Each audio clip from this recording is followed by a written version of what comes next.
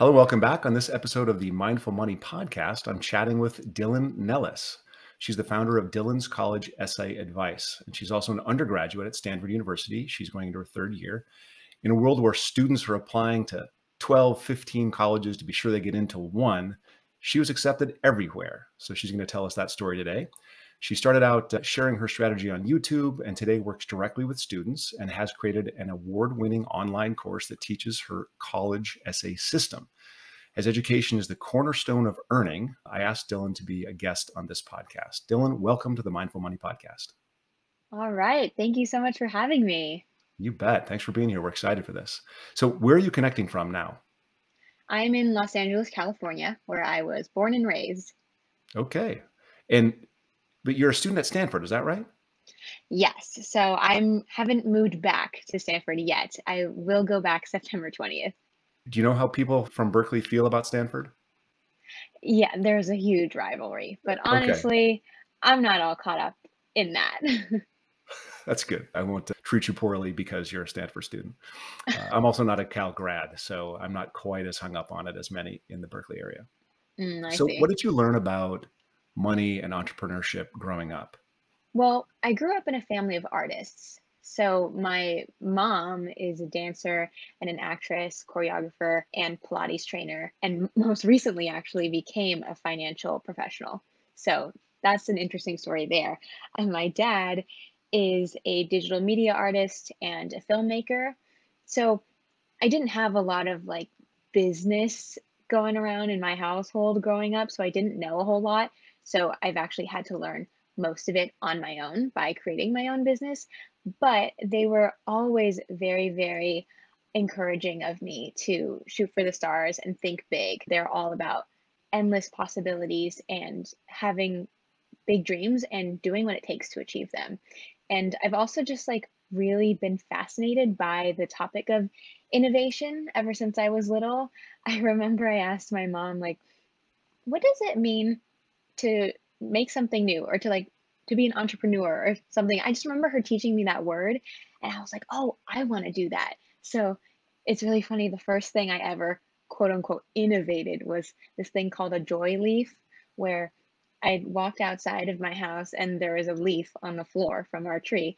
And I took it and I painted the word joy on it. And I was like, this is my product. And I'm going to put it in all of my neighbors' mailboxes so that they will feel more joy. Like I was trying to help people in that way. And I don't think anyone noticed, but it made me happy.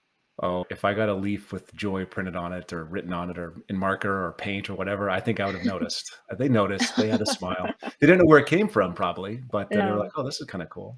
So did you have any, well, your parents are both artists, digital art and dancing. Did they hustle a lot? Did they have or did they have like regular gigs? Oh, a lot of hustling for Hustling. sure. Because in the art and entertainment industry, work is not always consistent and it's all based on the gigs that are available and the projects going on. So there was that sense of inconsistency. And I think we were all very aware of money and finances and the need to have that sort of stability, but we didn't have much education on how to do that until recently. So do you think the hustle, the whole, growing up with people really trying to work hard and, make ends meet and get the next job and do the next thing, do you think that helped in launching your own business?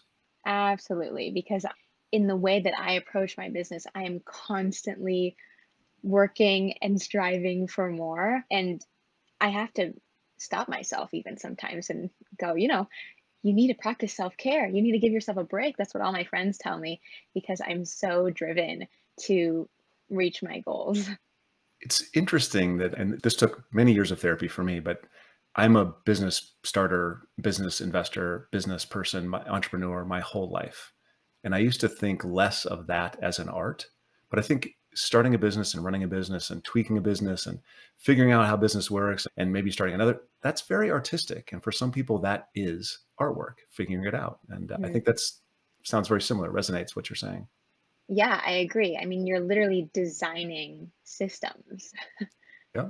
So Tell us, I mean, I want to start it off. We've gone a little ways here, but tell us about your college application story. I have, just as a preface, I have a 17-year-old son who's going through the college application process right now. He's got great, Yeah. coaches and all things to help him out, but you got in everywhere. And when I read that, I was like, no way. So tell us how that worked and how you made that happen.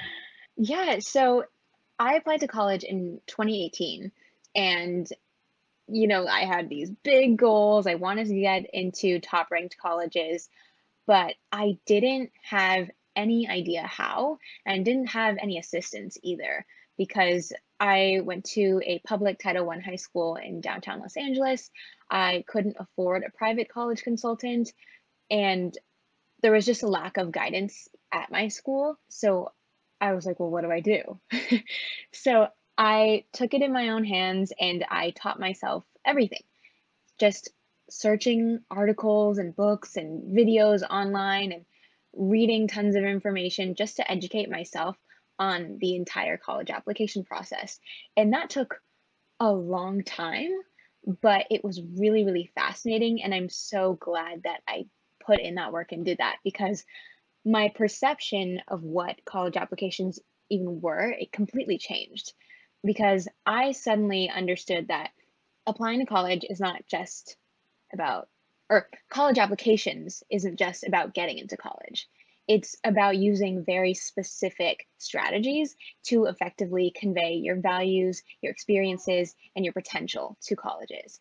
And for me, it was an experience of self growth. It was a whole journey that I went through, and I learned about myself in ways that I never thought was possible, especially being what, 16, 17. When do you have to think about who am I as a person? Why do I do the things that I do? What are my values in life? What do I want to do? What are my goals? Like these students don't tend to think about these questions. Oh, and especially like how does their experiences and their upbringing and society influence all of those things, their values, the way they think, their identity. And so by doing that self reflection process, I learned so much more about myself. And I was able to better convey that in my own essays and create essays that I felt proud of, and then submit them with confidence and fun. Like I started actually having fun with the process, even though it was very, very stressful. Once I had that strategy, I felt good. And that's why I was so fascinated with it. And I wanted to continue working in this space and helping other students. So I don't know if you remember, but can you recall one or two of those resources you found that really were helpful? And I know that the prime resource we're going to put in the show notes is the link to the course, right? But what were some of those core resources you discovered that helped you write your course and develop your process? Yeah, so the college essay guy was instrumental. He has a bajillion resources on the internet, and I read his book, and that was really, really transformative for me. What else? I think that was honestly the main resource that I found so much value from, but I've done a ton more research ever since and looking at all these different college consultants who do similar things and watching tons and tons of videos of students who actually did get into these schools. So, yes. And to complete the story, I was accepted into every school that I applied to. And I applied to 8 schools, so not as many as some other students who applied to like 20 plus, but I was very specific in my applications and in terms of what I wanted out of a school. So I was accepted into Stanford, USC, UCLA, NYU, UC San Diego, Fordham, Marist College, the College of New Jersey. I think that's it. Yes. And I ultimately committed to Stanford. Are you happy? You have to pretty much have to say yes because you're still there, right? Yes, I'm very happy. I love it there. It's definitely a high pressure environment, but I think it's good for me. And I really enjoy the types of people that go there because they're all very inspirational and have a very unique way of viewing the world. How much do you think that the essay in particular, I don't know if you put a weight on the essay versus, SAT scores versus which aren't as important anymore versus grades versus extracurricular activity. How important is the essay? Yeah, I would say it's extremely important, especially for these competitive colleges. Very, very, very important because although, so first of all, they do a holistic process in college or admissions where they take several factors into consideration. So it's not necessarily like there's specific weights on everything, but that they are taking into account your GPA, your scores, your achievements, and your personal qualities like leadership, intellectual vitality, emotional intelligence, and seeing how those things work together. And of course, comparing you to the other people applying in your applicant pool. And then that's how they make a decision. So it's a lot more complicated than this matters more than this. So you can't necessarily say that. But I do think the personal essay is incredibly pivotal or incredibly important because it sets you apart from other applicants.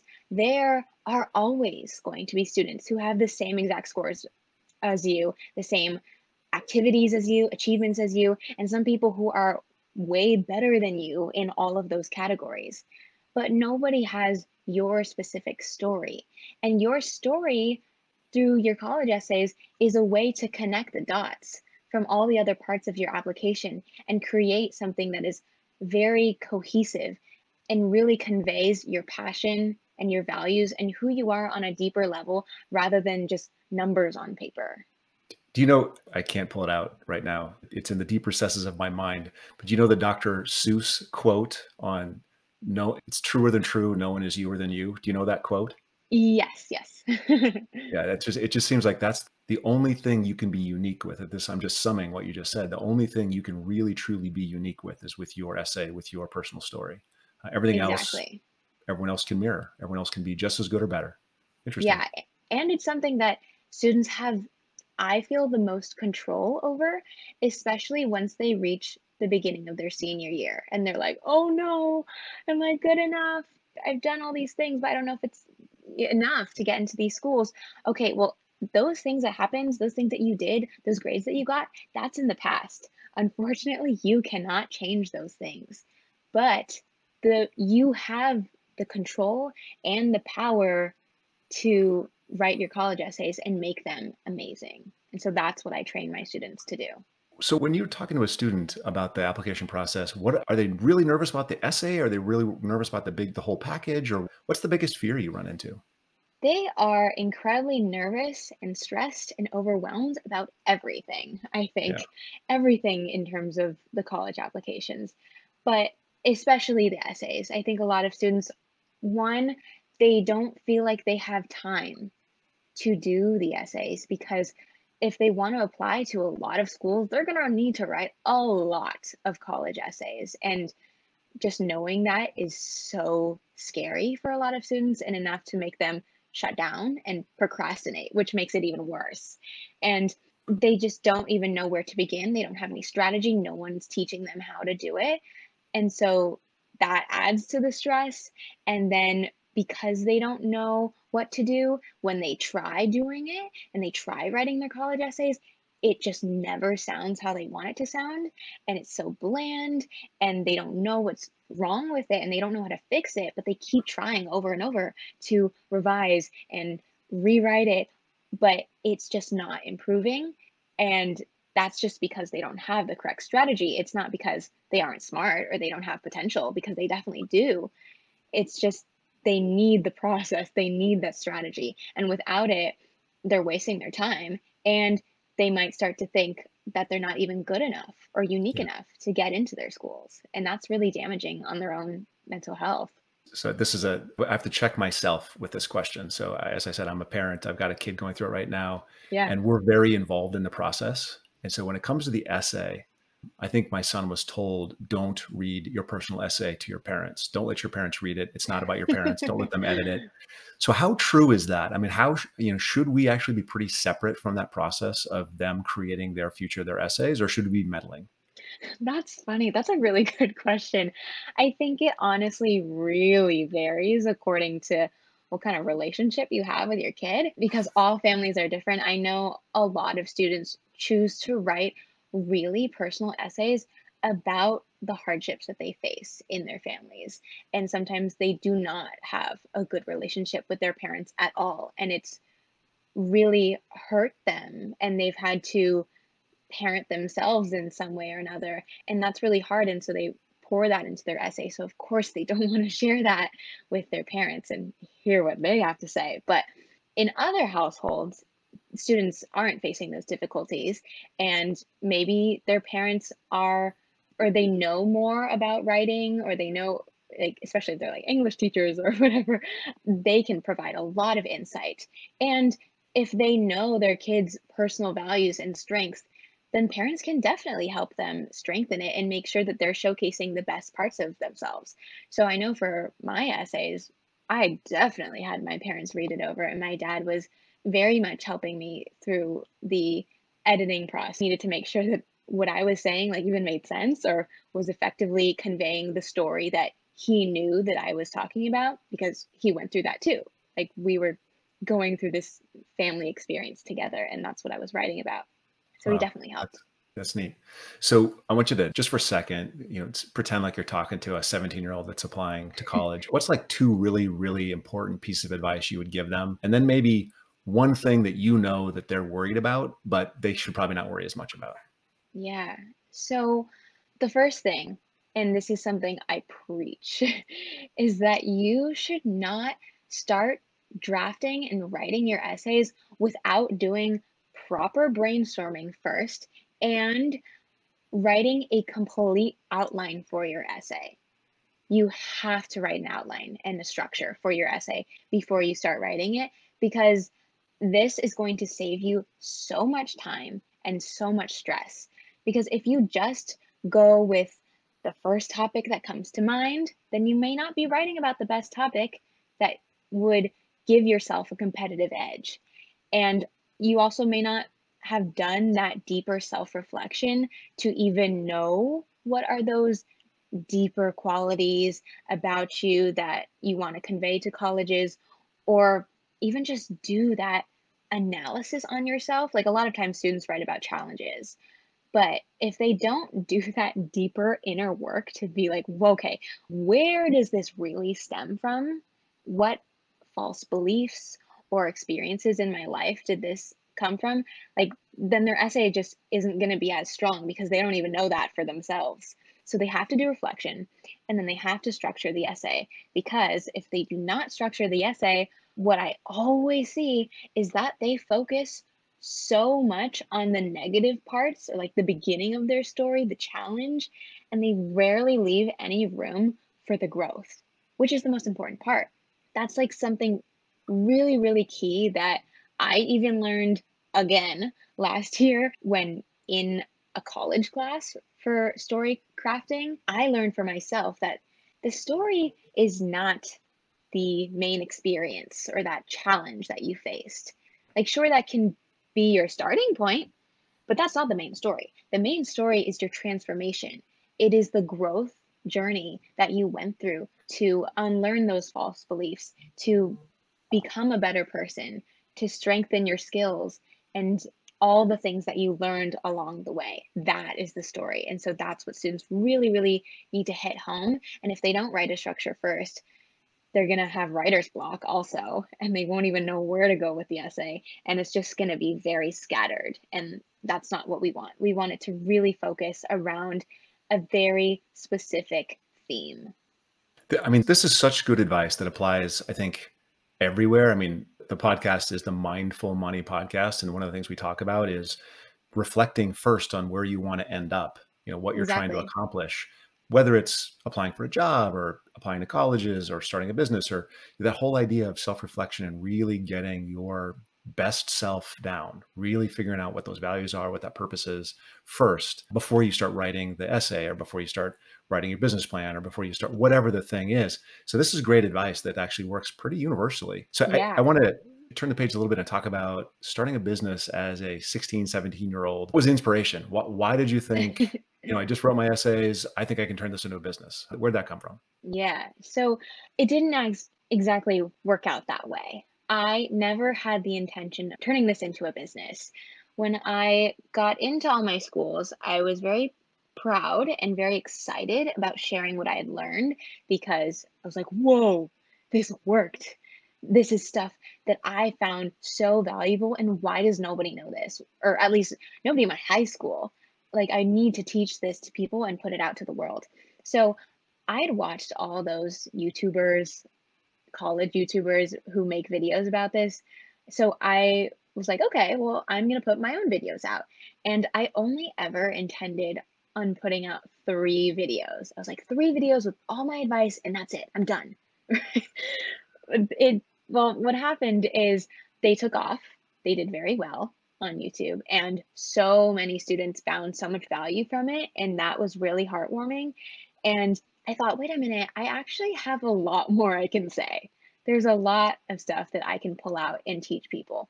And so then I kept making videos and I kept researching the process to make sure I was saying the correct things. And even since I started, I've learned so many new things and things that maybe I don't even fully agree. Like, I don't fully agree with some of the things I've said way in the past, but I'm learning more and more as I go on. And so I kept putting out these videos, and this was after I graduated. So it was the summer before my freshman year of college. And so at this point, I was 17. And then students would ask me all the time, "Can you edit my essay? Like, I take a look at my essay. I want some feedback on it." And then at that point, I was in college already. So I was in my freshman year, and I was just bombarded with work from college and just trying to adjust to life being different. So there was no way I could fit editing essays in. So I turned everybody down. I was like, "I'm sorry, I just can't. I'm so busy." But then the pandemic hit and we were all sent home, and I just lost everything, lost all my friends at school and was just back home. I didn't even get to finish my freshman year. And finances, there was a strain on that for sure in my family. And we're like, okay, how are we going to pay rent for this month? And so I was trying to make money in any way that I could. And at the time, I was trying to freelance like graphic design and photography and art commissions, stuff like that. But then I kept making videos and I realized I could start editing essays because I had time now. So I started charging for that and it became a business. I created my own website for it, then started doing consult calls where I would meet with students one on one on Zoom and work through their essays with them or help them create a structure or an outline for their essays. And then I started developing my own process for it, and I really fell in love with it all.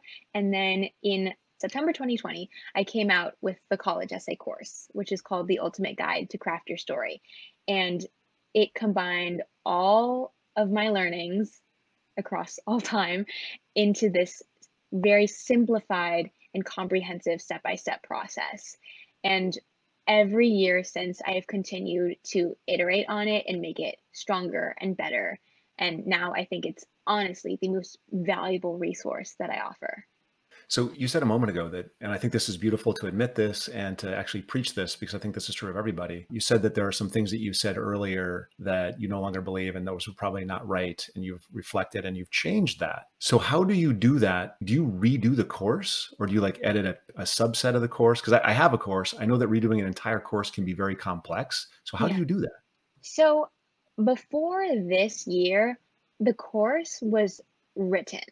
So it wasn't all filmed videos. Got it. So that made things easier. And I did that on purpose because I knew that things were constantly changing and I was learning more and constantly going back and changing the course and editing parts. But this year, or this summer even, I created everything into videos because I think I've really, really solidified what the process is and it makes sense. And I still will probably definitely have things that I want to change here and there. And I'm open to refilming videos, but I also just add videos. Like I'll film myself doing a workshop for 20 minutes or so where I take a deep dive into a topic and then I upload that to the course so people can access this growing library of content. But for my YouTube videos, those are still up. And I honestly cringe at the old ones. It's really hard for me to watch them, but I still keep them up because I know that that's how people find me. And there is good information in there. But if there is something that I said that I don't agree with anymore, I'll like put in the comments, like, actually, I write a little correction or I say, watch this updated video here to Right. steer them in the right direction. And it's totally okay to learn new things. I mean, changing your mind, Yes, you make a mistake, change your mind, do something different, and you just own it. Like, I think that's one of the things that people find challenging is to, oh, I made a mistake. I have to cover it up or I have to, no, no, no, just own it. I made a mistake. Next thing. That's totally fine. exactly. What have been some of the biggest challenges you've had? You're going college, you had pandemic, you were starting it. Actually, the work you were doing was becoming a business. It was not as intentional as, hey, let's start a business. So what's the biggest challenges you've had being a very young entrepreneur?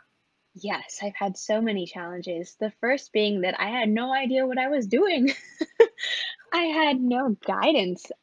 Like I said, I didn't grow up in a household of entrepreneurs in a business sense. So I didn't know anything about pricing or like product management, product design, and marketing. Like all of these things I had to learn on my own. And it took a lot of trial and error and time, but I'm so glad that I did it. And also like so thankful that I chose to take a gap year after my freshman year because that was the heat of COVID. So I said, you know what, I'm not going to online school. I'm going to take the year off. And this is what I chose to do with my year. And it was really hard trying to learn everything on the fly. And I think I've definitely made a lot of mistakes and learned a lot about owning my worth because that's something that I really didn't have a grasp of when I first started out. And another thing that was a challenge is time. Once I went back to school this past year, I went to Stanford again as a sophomore, and at this point had hired several essay editors to help me with the essay editing work, which was good. And so I'm glad that I did that. However, my fall quarter of sophomore year was complete hell, if I'm honest, because we had so many orders coming in and just not enough people to take them on.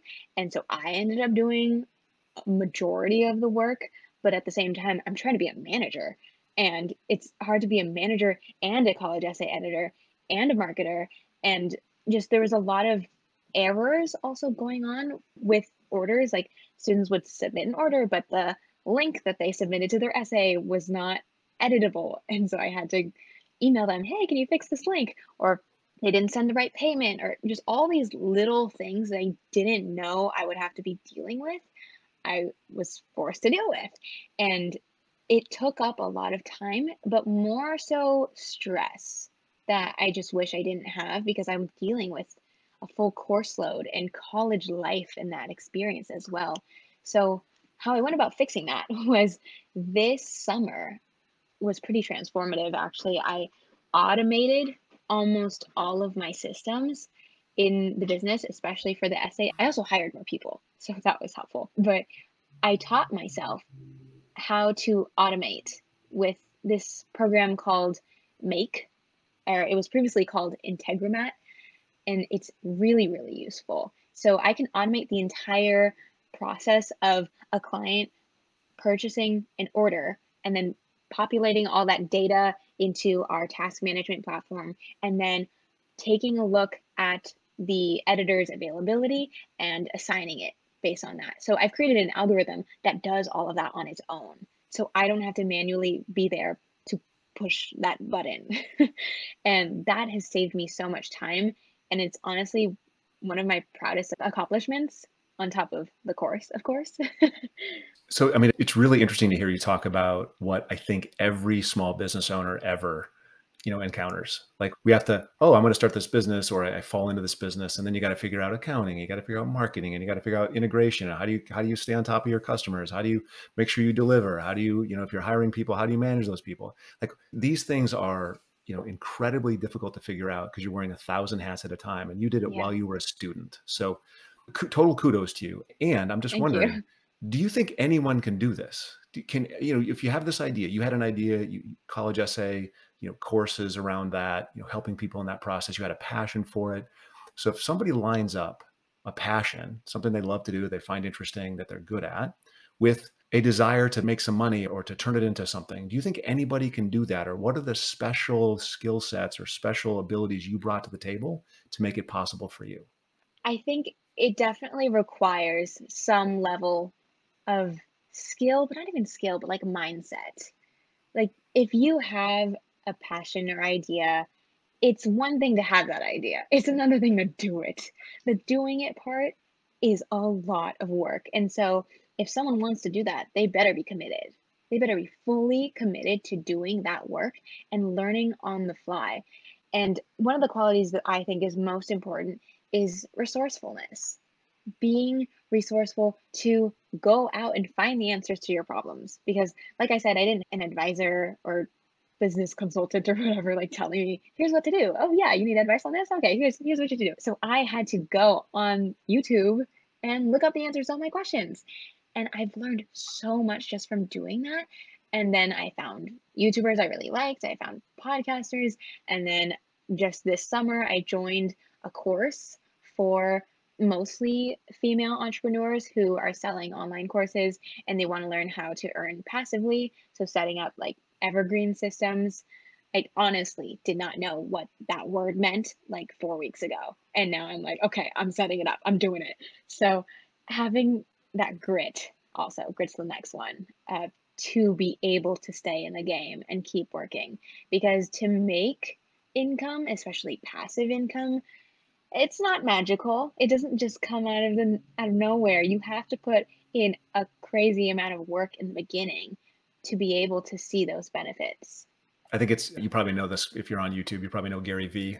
Like he talks about passive income as like, 99% of the talk about passive income is this the crappiest, no good garbage in the world. And then 1% is the true meaningful stuff. And it's just what you said. It's passive income comes from incredible volumes of effort and work and pain in the front.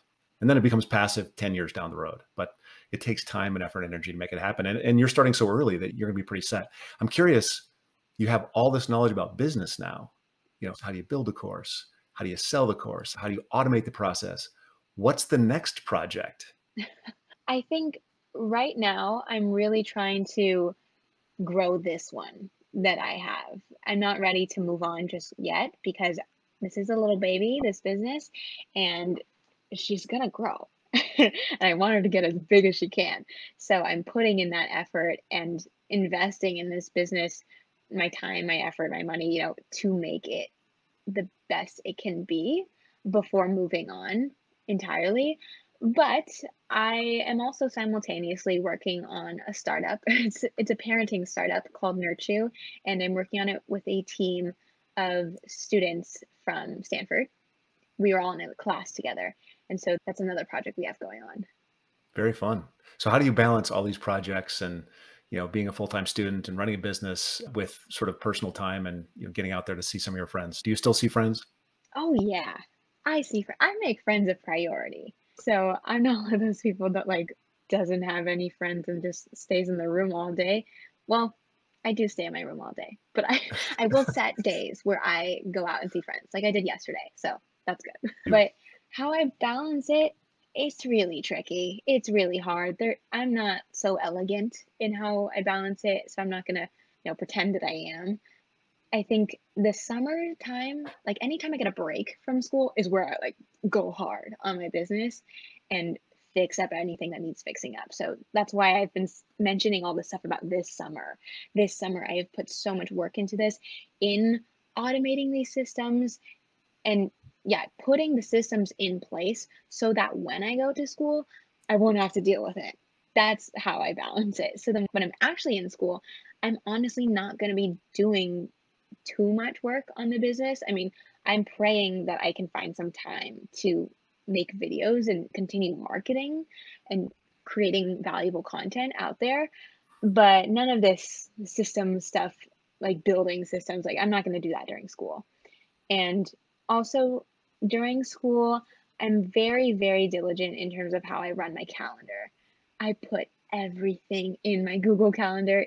It's insane. I'll even put like take a shower, do laundry, like little things like that. I will put in my calendar because I need to know exactly how I'm spending my time so that way I'm getting my work done for school and getting my work done for work and seeing friends. Right. So I just want to say, I think this has been eye-opening for me. I'm definitely going to have my son watch this when it goes live. I wanted to see if you had the course resource. Your course is going to be the resource we put in the show notes for, how do you write a better college essay? But I wonder if you'd like to, drop a name for the course you're taking for women in business entrepreneurs. So another resource that we can throw into the show notes for people that want to start a business or want to scale a business. Yeah. Okay, so I love her, Gemma Bonham Carter. Gemma spelled Gemma. She has two courses. One is called Course Creator School, which is to help people create online courses. And I'm not enrolled in that, although that's like her main course that she sells. And then the other one that I am enrolled in is called the Passive Project, passive, like passive income. So that is the one that teaches entrepreneurs who already have a course how to grow and scale. And Very I cool. love it. It is wonderful, so rich in content and value. Awesome. Thank you for that. So a couple questions here as we get close to wrapping, and they're more personal in nature, so buckle up. So what was the last thing you changed your mind about? Okay, the first thing that came to mind is my need to hire managers, because going into summer, I thought that I needed to hire managers to help me with all this work that I was explaining about, bombarded with orders in while doing school. And so I needed people to help me with that part of the process. But then I realized I could just automate it. So that's exactly what I did. I still held on to the couple of people I was thinking about hiring for manager positions. And I had to honestly be frank and say, you know what? I actually have looked at this and I don't think that there's that much work that I actually need done, because I'm in the process, and now I've actually finished the process of creating these automations. So I don't need someone to copy and paste information from a spreadsheet. They can focus on more valuable work, like editing essays and improving the quality of the work of my editors. So that was a huge thing to realize, like, I actually don't need managers because I automated it. Beautiful. That's a great learning lesson. So is there anything people don't know about you that maybe you haven't told them, maybe you've told them they forgot, but is there anything that people don't remember about you, don't know about you, that you really want them to know? I'm trying to think of things that they don't know because I feel like I'm pretty open. Like, or maybe I could just reiterate it. Like, I am really, really into personal growth and that whole mental health and well-being lens. And so I think that bleeds into everything that I do, especially in my own business, because I'm not like I know other college consultants and people who help with this whole process, they're very focused on, like, let me get you into Harvard, let me get you into Stanford, like, let me get you the results. And I'm like, okay, cool. Yes, I'm all about those results too. But what matters more to me is that you are going to come out of this process a transformed human being. You're going to be elevated. You're going to have a stronger understanding of who you are at your core and gain more confidence, because I've noticed, like, all of these students, especially this year applying to college, almost all of them are writing their essays or are thinking about it around some mental health issue, Hmm. which isn't necessarily advised to do. So I have to kind of reroute them and make sure they're focusing more on the growth than the challenges. But it's eye opening to see how much these kids are struggling with mental health issues because they were the ones who had their entire high school experience in the pandemic. Yep. So it's no brainer why they have all these struggles. And I think that we really, really need to approach everything with a more mental health well-being lens, because these students are going through something very, very real. And so I not only want to get them into college, I want to give them some of these tools to be able to improve their self esteem and confidence and understand how to do this self awareness work. That's beautiful. And so that's advisable. People that all need more self-esteem, all need some support in this kind of area. And yeah, mental health it's real. It's a serious issue. I'm thankful that my kids seem pretty stable, but I know that the That's environment good. is very, very difficult, coming out of high school just right now. It's really tough. So on that note, how do people get in touch with you, what's the best way to reach out and say, hey, I need your services or consulting or what have you? How do people get in touch with you, and where are you active on social media? Yes. So you can find me at collegeessayadvice.com. That is where everything is: my course, my free resources, my essay editing resources, my consulting services, all of that. collegeessayadvice.com. I am on YouTube, as we've discussed. It's just Dyllen Nellis, my first and last name, and on TikTok, Dyllen Nellis as well.